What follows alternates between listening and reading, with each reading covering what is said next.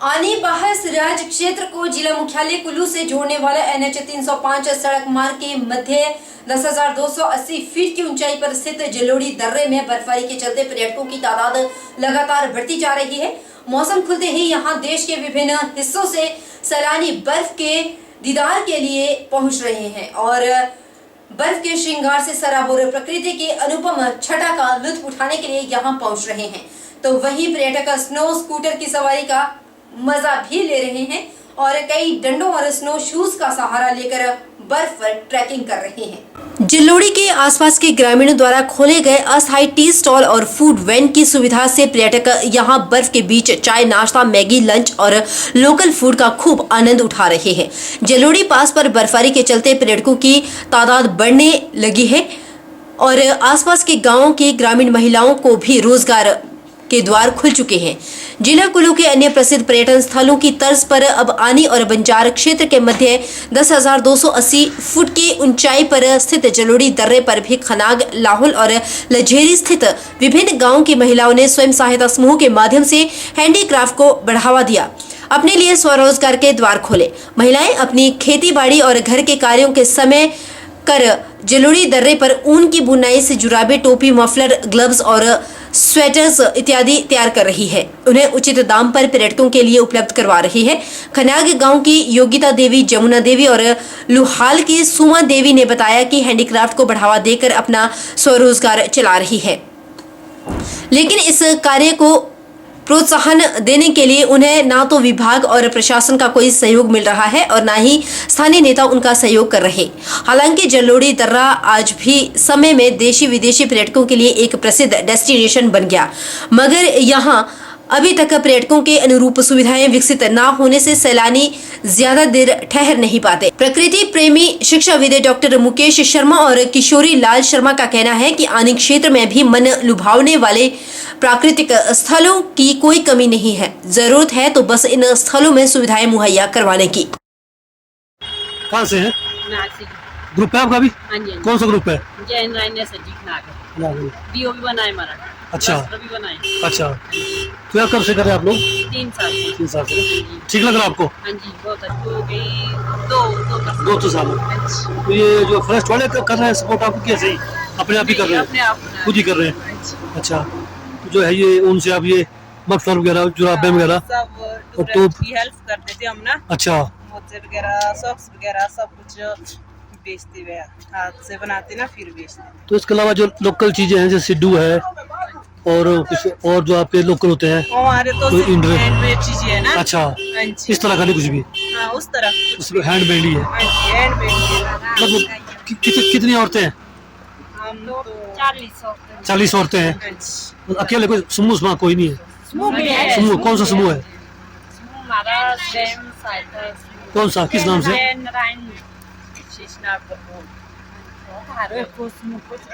किस गांव का है?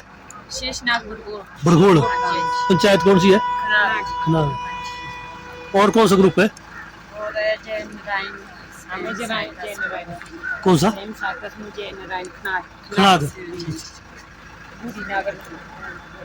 बूढ़ीनागल, बड़गोड़। देखो जी, हम खुद बनाते हैं, हैंडमेड है।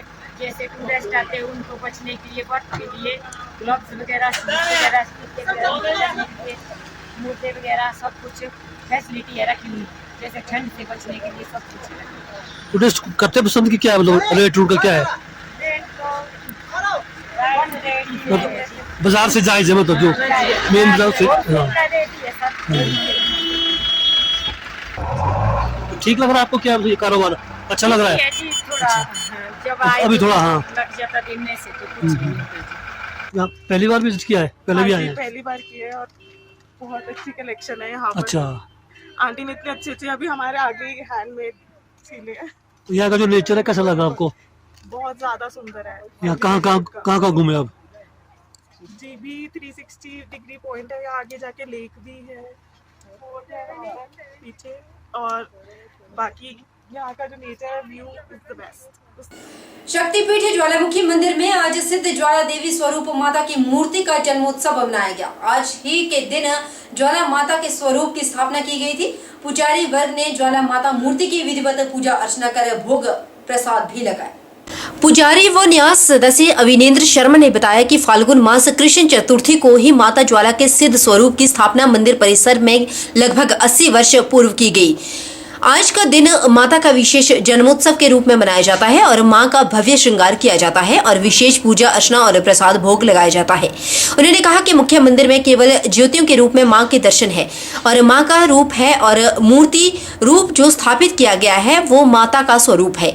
आज इसी स्वरूप की पूजा अर्चना की जाती है। मुख्य पुजारी द्वारा प्रतिदिन माता स्वरूप को भोग प्रसाद और पूजा अर्चना की जाती है। उन्होंने सभी को मां के जन्म दिवस की बधाई दी और माता से प्रार्थना की गई कि सभी भक्तों की मनोकामनाएं पूर्ण हो। उन्होंने माता से प्रार्थना भी की कि सभी के जीवन में सुख शांति और समृद्धि बनी रहे। इसकी स्थापना हुई थी और इसी ज्वाला मैया की मूर्ति का जन्मोत्सव मना रहे हैं। ये जो पर्व है ये साल में फाल्गुन मास में आता है। तो ये जो मूर्ति है हमारे जो बुजुर्ग जो गुलेर के महाराजा थे उनको मूर्ति के माता जी के स्वरूप है। जो मूल माता ज्वाला माता जी का ध्यान है उस ध्यान के स्वरूप के रूप में माता जी की जो है मूर्ति का निर्माण किया और आज से लगभग 80 साल पहले ये मूर्ति स्थापित हुई थी। क्योंकि जो ज्वाला जी का शक्तिपीठ है इसमें मंदिर में कोई मूर्ति के दर्शन नहीं है। सभी ज्योतियों के रूप में महामाई ज्वाला जी दर्शन देती है। तो वो महामाई का रूप है और ये महामाई का स्वरूप है। इसमें ज्वाला डंबर भूषता सुबंधना माता जी के 4 हाथ हैं।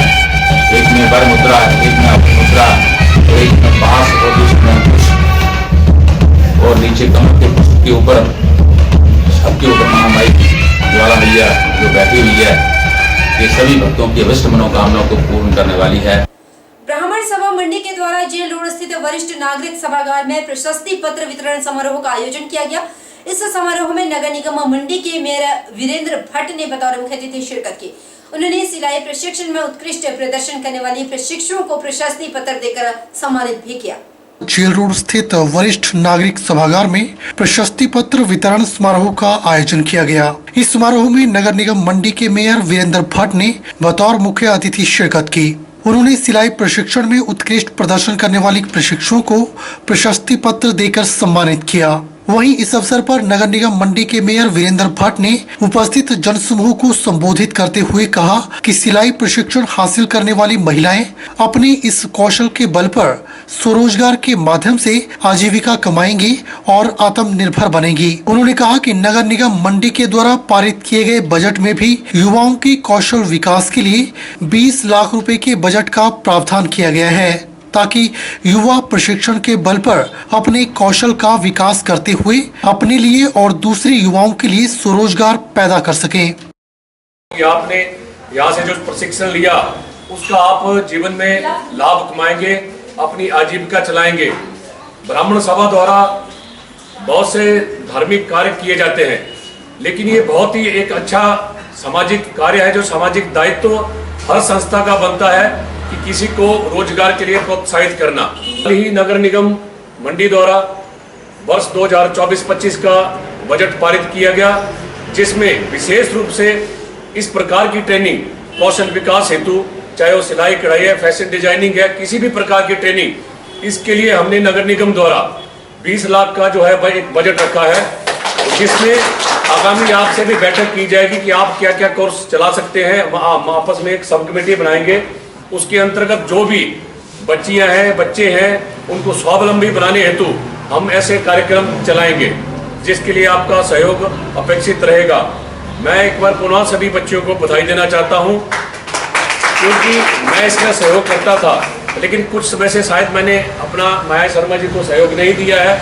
तो 10वें बैच के लिए मैं अपनी ओर से 10,000 रुपये देने की यहाँ पर करता हूँ। राज्यसभा चुनाव में भाजपा उम्मीदवार के विजय होने पर किन्नौर भाजपा में खुशी की लहर दिखी। भाजपा एसटी मोर्चा के प्रदेश अध्यक्ष सूरत नेगी सहित भाजपा के कई पदाधिकारियों एवं कार्यकर्ताओं ने रिकांगपिओ चौक पर पटाखे फूंक कर खुशी जाहिर की। इस दौरान सूरत नेगी ने कहा कि प्रदेश में 1 साल का कार्यकाल पूरी तरह से कुशासन और भ्रष्टाचार का रहा। एक साल के कार्यकाल के दौरान सरकार ने प्रदेश में 1500 संस्थानों को बंद करने का काम किया। ऐसे में चारों ओर जहां जनता खुश नहीं थी, वहीं उनके अपने भी विधायक असंतुष्ट थे। उन्होंने कहा कि सरकार अपने विधायकों तक को बचा नहीं पाई। ऐसे में प्रदेश में सरकार पूरी तरह से पटरी से वो इसी गलत फहमी में थे कि सत्ता के साथ जो है सब खड़े हो जाते हैं, जहाँ हम जैसे मर्जी करें। जिस तरह से हमने कहा कि भाई 1500 लगभग हिमाचल प्रदेश में जो संस्थाएं जयराम ठाकुर ने खोले थे वो बंद करने का काम किया है।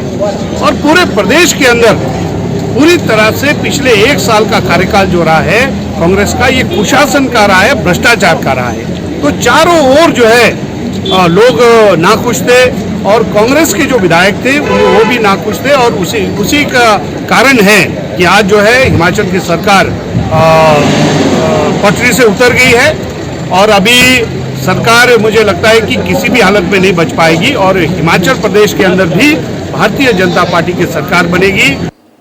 उधर राज्यसभा सदस्य के चुनाव को लेकर भाजपा मंडी जिला प्रवक्ता वीरेंद्र आर्य ने कांग्रेस पर निशाना साधते हुए कहा कि कांग्रेस के विधायक दल में टूट के कारण क्रॉस वोटिंग हुई है। उससे साफ जाहिर होता है कि लोगों में कांग्रेस के प्रति असंतोष है। उसके विधायक दल और मंत्री भी असंतुष्ट है। इससे कांग्रेस सरकार का जाना तय है। सबसे पहले तो मैं मंडी जिला भारतीय जनता पार्टी की तरफ से जो राज्यसभा के हमारे हर्ष महाजन जी चुने गए हैं, उनको मैं हार्दिक शुभकामनाएं देता हूं, बधाई देता हूं।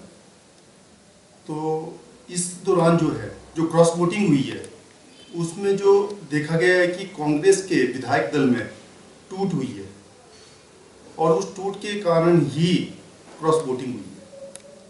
तो उससे साफ प्रतीत होता है कि लोगों में जो कांग्रेस की सरकार है उसके प्रति असंतोष है, उसके विधायक दल और मंत्री भी असंतुष्ट है। जो इन्होंने गारंटियां दे रखी हैं और अपने विधायकों में इनकी जो टूट है उसके कारण ही इनकी सरकार जो है गिरना लगभग तय है। लोगों में भी और इनके विधायक दल में भी जो असंतोष है उससे ही साफ पता लगता है कि इनकी सरकार का जाना लगभग तय है। इन्होंने जो झूठी गारंटियां दी हैं और लोगों से वादे किए हैं वो इनसे पूरे नहीं हुए और इनके अपने विधायकों में असंतोष है, मंत्रियों में असंतोष है, वो संतुष्ट नहीं है और इन झूठी गारंटियों के ही ये जीते थे।